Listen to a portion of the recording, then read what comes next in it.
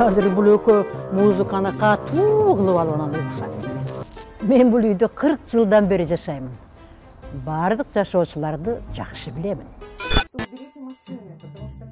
Мисалы, Алтыңай баарынын үстүнөн эле арызданып жүрөт.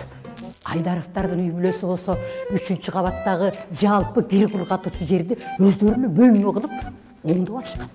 Ал эми мына береки 25-чи батирдеги Азамат сабакка барбай жүрөт. 6-чы кабаттагы Чолпонбайдын иштен айдалганына көп болду. Бирок деген иштеп жүрүп болуп жүрөт. Мен жада калса, ар биринин Wi-Fi'нын паролун дагы билемин. Мен баарын билемин. А бирок мага бир гана нерсе табышмак. Кимдин кимге добуш берерин билбейт экенмин. Жашыруун добуш берүү дүйнөдөгү эң ишенимдүү сыр. Сенин кимге добуш бергениңди эч ким биле албайт.